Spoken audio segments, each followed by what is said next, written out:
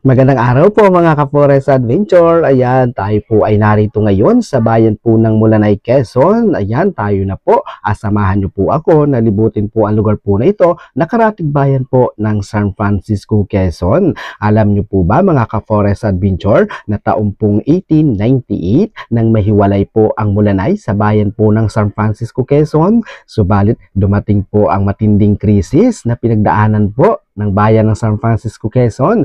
Kaya pinagsani po muli ang dalawang bayan, ang San Francisco at ang Mulanay. At alam niyo po ba mga ka-Forest Adventure, nang dahil po kay Manuel West Quezon, taong April 27, 1938, ay inihayag ni Manuel West Quezon na ihiwalay ang bayan po ng San Francisco sa bayan po ng Mulanay dahil mas malaki pa po ang San Francisco kaysa po sa bayan po ng Mulanay. At dito nga po guys ay talaga naman po narito po tayo ngayon sa pinakang simbahan po ng Mulanay, Quezon, at mapapansin niyo po dito talaga naman po mga estudyante at napakalinis din po ng lugar po na ito. At dito papasukin pa po natin yung pinakang mga iskinita po dito sa pinakang lugar po na ito. At dito talaga naman po napakaganda po at napakayayaman na siguro po ng mga nakatira po dito sa bayan po ng Mulanay, Quezon. Shoutout nga po pala sa mga taga Mulanay, Quezon, at ako po ay natutuwa sapagkat yung may lumapit po sa akin na isang tao po dyan